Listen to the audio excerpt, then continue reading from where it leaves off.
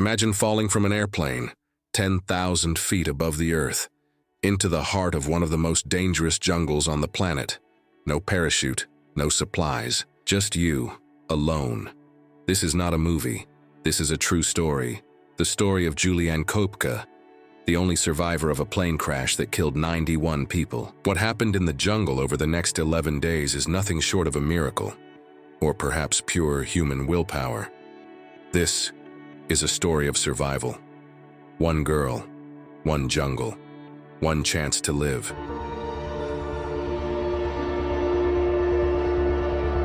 It was December 24th, 1971. Juliane Koepcke, a shy 17-year-old girl, was about to board a flight with her mother. They were flying from Lima to Koepcke, a city deep in the Peruvian jungle. The plane was on the runway, engines humming, ready for takeoff. The sky was clear and the passengers were settling in for the journey. Juliane looked out of the airplane window. Below her stretched the vast Amazon rainforest, endless green canopy, winding rivers shimmering under the sun.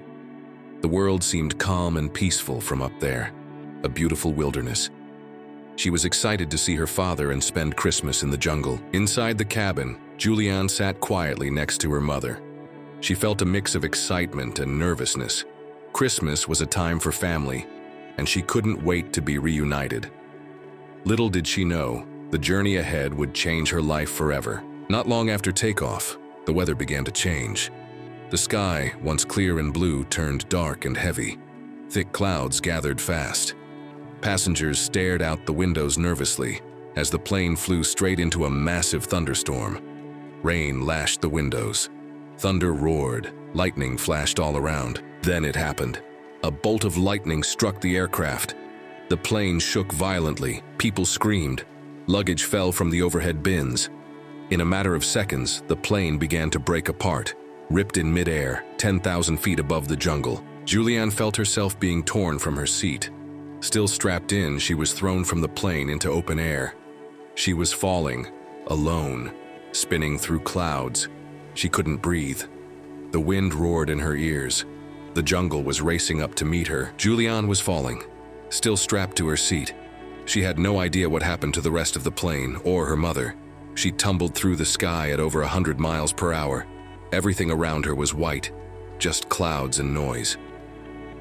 Then, the jungle appeared beneath her, fast and green and terrifying. She crashed through the trees. Branches snapped around her like whips. The jungle canopy broke her fall just enough to keep her alive. Then silence. She lay still unconscious in the thick green darkness. Hours passed. Juliane slowly opened her eyes. Her glasses were gone. One eye was swollen shut. Her collarbone was broken. She was bruised, bleeding, and completely alone. Somewhere deep in the Peruvian rainforest, Juliane tried to move. Her body screamed in pain. She couldn't walk, at least not yet. She dragged herself slowly through the undergrowth, dizzy and disoriented. Ants bit her legs. Mosquitoes swarmed her face. She was still wearing a thin summer dress and one sandal. After a while, she found wreckage. A piece of the airplane twisted metal, and torn seats was lodged between trees. There were no voices, no signs of life. Juliane called for her mother. No answer. She was alone. Exhausted, she curled up under a tree. It was humid, hot, and alive with jungle sounds. Birds shrieked, insects buzzed. She had no food, no clean water, and no idea where to go.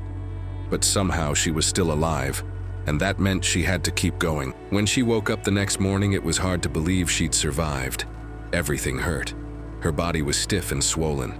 But the sun was rising, and with it came the sounds of life. Birds, monkeys, buzzing insects.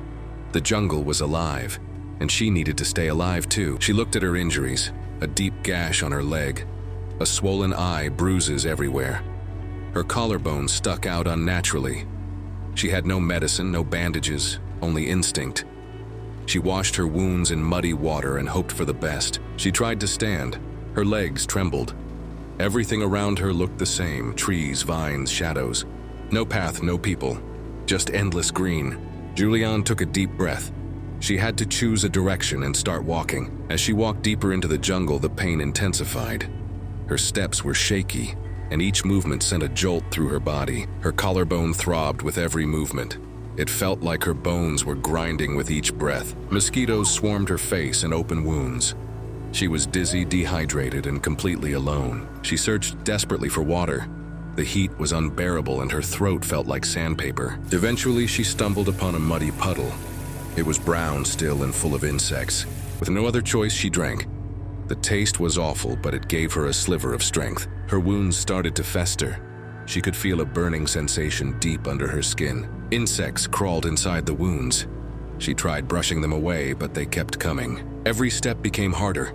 Her body was breaking down, but her will refused to give up. After days of wandering, she saw something that made her freeze. A faint trail, a narrow line through the trees. It wasn't much, but it looked unnatural. Too straight, too clean, someone had been here. Her heart raced for the first time. She didn't feel completely lost. There was a direction. She began to follow the path slowly, unsure if it would lead to safety or danger. Broken branches, faded footprints, signs of recent movement. This wasn't an animal trail. The deeper she went, the clearer the signs became. Something or someone was ahead. Then she heard it. A distant hum, faint, mechanical like an engine. She couldn't believe it, civilization rescue. She picked up her pace, adrenaline surging. The jungle wasn't silent anymore, and for the first time she felt like she might just survive. She followed the humming sound, through thick brush branches cutting her skin, but the sound faded. Nothing but trees, vines, and heat remained. Her heart sank. She'd followed a phantom. The hope was slipping again. Her strength finally gave out.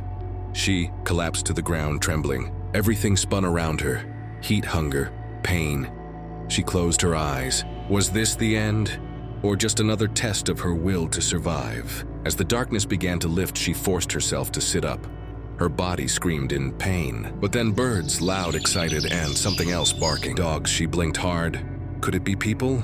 She tried to stand, fell, then crawled forward, grabbing vines and roots for balance. The barking grew louder. Then came voices, Spanish, urgent. She shouted, what little voice she had left, screaming for help. Through the dense jungle trees, she saw them, rescue workers in uniforms with dogs and radios. They moved quickly, one of them dropping to his knees beside her and checking her pulse. Her eyes welled up with tears. She was no longer alone. She was safe. After 11 brutal days lost in the jungle, she was finally going home. She was airlifted out of the jungle, too weak to speak, too dehydrated to cry. Doctors rushed her to the hospital. Her feet were infected. She had parasites, sunburn, and was severely malnourished, but she was alive. And for the first time in days, she felt safe. News of her survival spread around the world. People couldn't believe it. Alone in the jungle.